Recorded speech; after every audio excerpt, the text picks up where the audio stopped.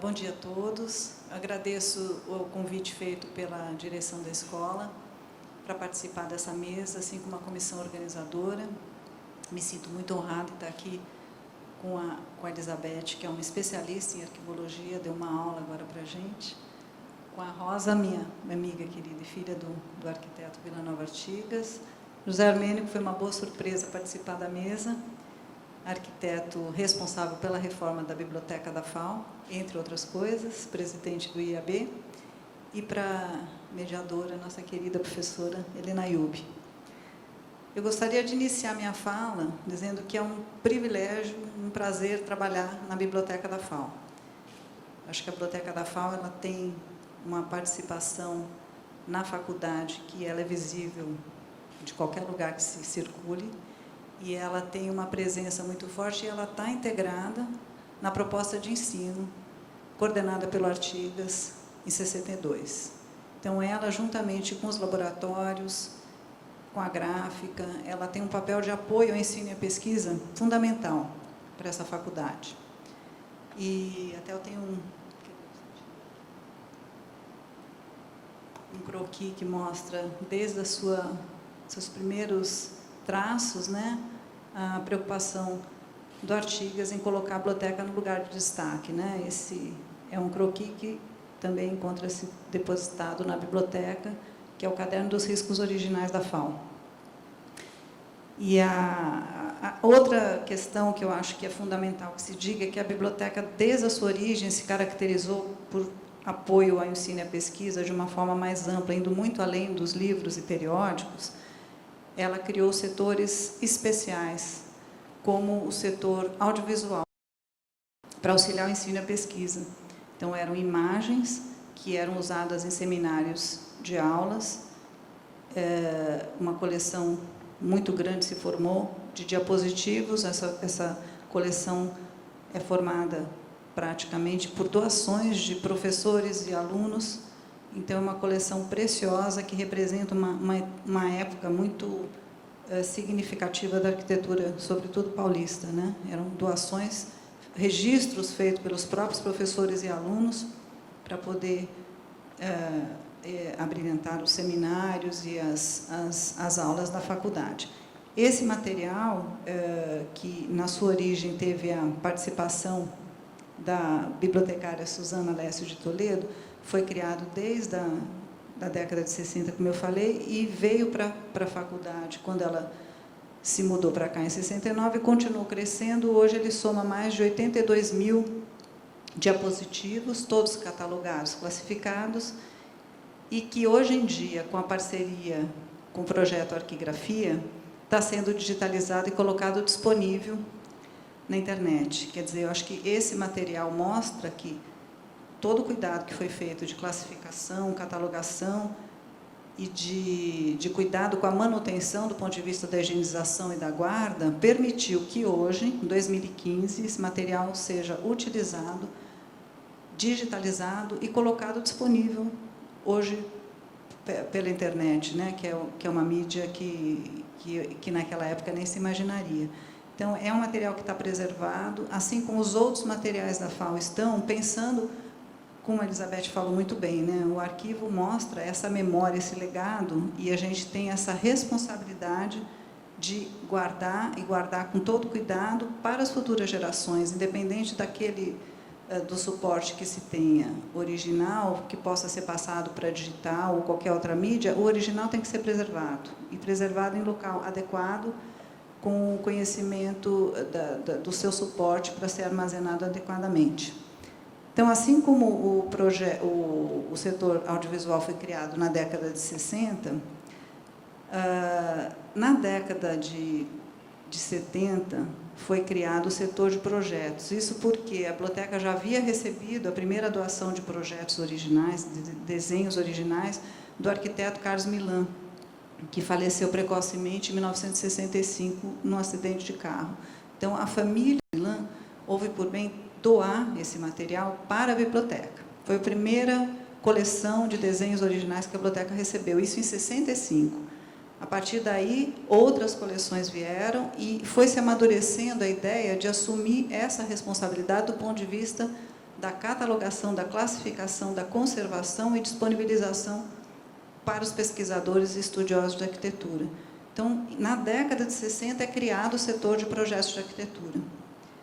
E, em função do recebimento e do tratamento desse material, que é muito frágil, muitas vezes em grandes formatos, em vários suportes, papel linho, maioria em papel vegetal, também com várias técnicas de aquarela, giz, nanquim, e cópias também de várias técnicas, blueprint, ferrogálica, tudo isso exigia um conhecimento profundo do tratamento, do ponto de vista até químico, da composição do material.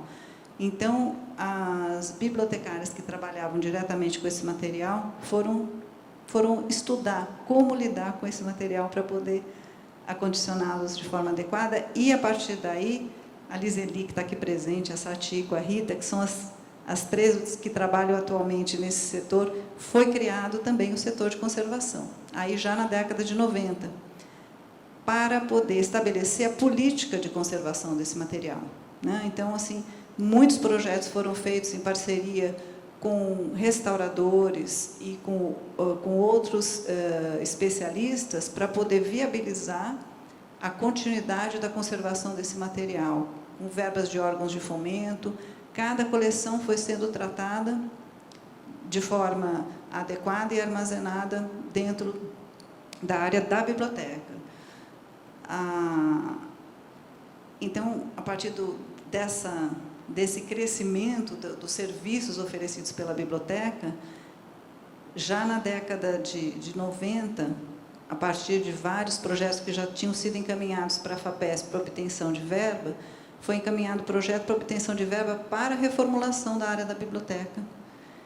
E houve, nesse período, uma conjunção que eu considero de fatores favoráveis que viabilizou essa reestruturação da biblioteca, que foi o apoio total da diretoria da FAO. Na ocasião, o diretor da FAO era o professor Júlio Kaczynski, o apoio total do corpo docente e discente, fundamental para que essa reformulação acontecesse, o apoio da equipe da biblioteca e o apoio, obviamente, da verba FAPESP e do escritório Piratininga, a reforma coordenada pelo arquiteto José Armênio, de Brito Cruz. Então, foi uma conjunção de fatores favoráveis que viabilizou a reestruturação dessa biblioteca.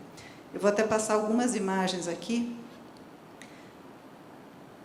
para a gente lembrar um pouco como a biblioteca era e como ela ficou a partir dessa reformulação. Essa reformulação, isso aí já é depois da reforma, obviamente, mas aqui tem algumas antes da reforma. Aí a gente vê o próprio professor Kaczynski consultando, uma homenagem aqui a ele. Essa reforma, ela possibilitou, respeitando o projeto original, ela possibilitou essa adequação aos tempos de então, né? Isso começou em 96, terminou em 1998. Então, possibilitou adequar os espaços para a incorporação desses novos serviços que haviam surgido e desses novos acervos que ocupam uma área muito grande, como vocês podem imaginar, né? O setor de projetos, quando recebe as coleções, recebe a coleção de escritórios, vem a coleção completa, todos os desenhos originais, fotografias, correspondências, e tudo isso tinha que ser tratado e guardado na biblioteca. Então, essa reforma, essa readequação de área, possibilitou, respeitando o projeto original, essa adequação para os tempos de então. Vocês verem, estava precisando, né? Aí foi feita, então, foi possível fazer também, na ocasião, uma ampliação de 350 metros quadrados em função da mudança dos laboratórios para o anexo, que estava recém-construído. Então, pôde-se ampliar a área da biblioteca para abrigar esses setores, como eu falei, e recolocar a varanda, como ela estava no projeto original, porque a varanda tinha sido fechada para abrigar o setor de projetos. Então, foi uma conquista muito grande poder recuperar a varanda da fachada da FAO, sendo que foi mantido um corredor de ligação da biblioteca tem 80 metros, se não me engano, né, Zé, de corredor que liga a biblioteca inteira, né? Passa para o setor de materiais iconográficos hoje, chamados de materiais iconográficos, que é onde ficam os projetos, obras raras, os diapositivos, fotografias, negativos de vidro. Foi mantida essa transparência dos setores de processamento técnico com o interior da biblioteca, através daquela parede de vidro. E foi, eu acho que foi bastante interessante, foram feitos 2 concursos internos para os alunos da FAO desenvolverem mobiliário para a biblioteca. Esse concurso teve um júri formado pelo professor Kaczynski, o saudoso arquiteto Abraão Sanovics e o professor Gasperini, todos professores da Casa Arquitetos que fizeram parte do concurso, que escolheram um mobiliário que depois foi realizado e se encontra na biblioteca até hoje. Foram 2 concursos, um para o mobiliário de atendimento e outro para o balcão da entrada da biblioteca. Quer dizer, o projeto envolveu toda a comunidade da FAO, né? E preciso lembrar também que a biblioteca foi reformulada durante esses 2 anos e nunca fechou. Ela se manteve aberta durante o tempo todo da reforma, com o apoio da equipe da biblioteca, vocês podem imaginar, para manter o atendimento, e somente quando precisou refazer o EPOX, nós escolhemos um período em que a biblioteca estaria fechada, que era no Carnaval. Então, portanto, não houve interrupção do trabalho durante esse período. Aí tem o corredor que liga a biblioteca de ponta a ponta. Aí a parte do terraço, né, e o corredor interno, onde ficam as revistas. E aí o setor de materiais, seção de materiais iconográficos. Os armários deslizantes foram colocados sobre as vigas entre os pilares para não haver nenhum problema maior, porque a biblioteca, como eu falei, ela já foi pensada e concebida para esse espaço onde ela se encontra.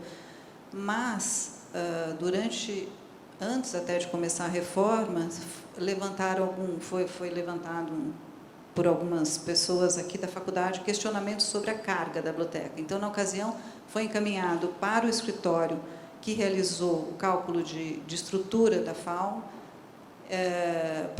para dar um parecer sobre essa situação. E foi dado parecer favorável, ou seja, a biblioteca não tinha nenhum problema de sobrecarga, ela já foi projetada para essa finalidade. Aí a varanda, como eu falei, né, que é um lugar que as pessoas usam muito para estudo, para aulas, até para descansar um pouco. Aí a seção de materiais iconográficos e aí a seção de conservação, né, que é um espaço que foi possível dentro da área destinada e onde é realizado todas essas conservações de papel, pequenos reparos nos projetos. É uma referência para a universidade. Muita gente vem aqui conversar com a Liseli, com a Sati, com a Rita, perguntar como se faz para a conservação desse material tão específico, tão frágil, e elas orientam sempre com o maior prazer. Agora, dizendo, então, que a doação, a transferência, melhor dizendo, do acervo da Fundação Vila Nova Artigas para a FAO, chegou nesse momento feliz, que a biblioteca estava recém-inaugurada, em 1999. Então, a partir da concordância e da decisão tomada pela Rosa e pelo Júlio, da transferência desse material para a FAO, onde a gente poderia atender melhor os pesquisadores e poder guardar de forma adequada, foi feito um levantamento do ponto de vista do estado de conservação desse material. Foram feitas várias visitas para se levantar a situação do material e para viabilizar o projeto, que ia ser encaminhado, na ocasião, para a Viter, para poder obter recursos para fazer, além da catalogação e da classificação e acondicionamento, fazer a digitalização de parte desse acervo. Então, o material, como vocês viram, chegou dessa maneira, em caixas poliondas, os papéis eram dobrados, e guardados em caixas, e aqueles que eram de formatos maiores estavam em tubos. Então foram, deixa eu ler aqui o número foram, se não me engano, mais de 378 projetos, que resultou em 11.470 desenhos originais. Desse universo ia ser selecionado 4.000 para fazer a digitalização. E essa seleção desses 4.000 foi feita com o apoio do Júlio Artigas para definir quais os projetos deveriam ser digitalizados. Foi uma primeira experiência, aí o Artigas, mais uma vez pioneiro, na digitalização de um acervo, né? Isso nós estamos falando em 99. Então, foi feito todo um trabalho de organização, uma vez que esse acervo precisou ser separado né, o que era croquis, o que era cópia, o que era projeto em vegetal, ele tinha que ser todo separado até por suporte, dentro de uma organização dos projetos, feito todo um trabalho de higienização, porque foi proposto um trabalho em massa da coleção, ou seja, toda a coleção ia ser higienizada, toda a coleção ia ser planificada, e ia ser tratado de forma pontual, aqueles que precisavam de uma recuperação, de um restauro, a gente não chama de restauro, ele vai brigar comigo, de uma conservação mais específica para viabilizar essa digitalização, para que ele não corresse mais risco, né?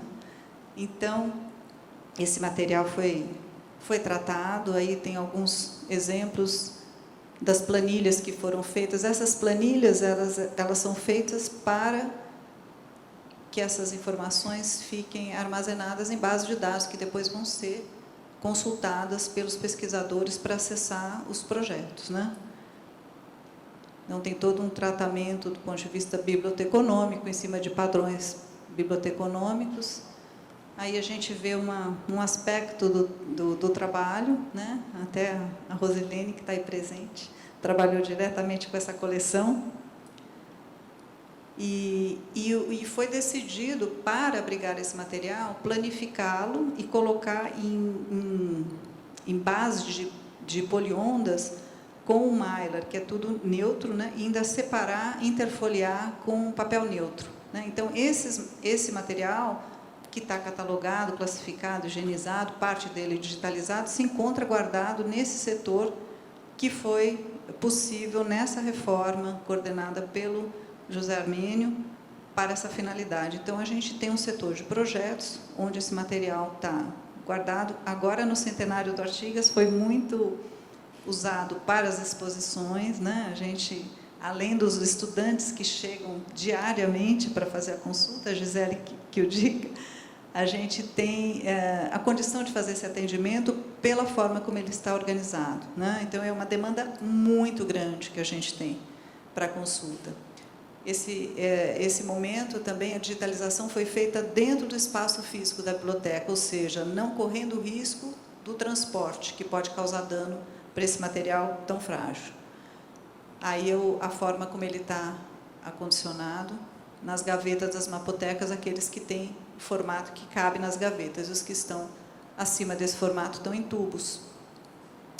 E eu gostaria de dizer, para encerrar minha fala, que a responsabilidade de receber esse legado, que a biblioteca assumiu desde a década de 70, significou um crescimento exponencial do acervo da biblioteca.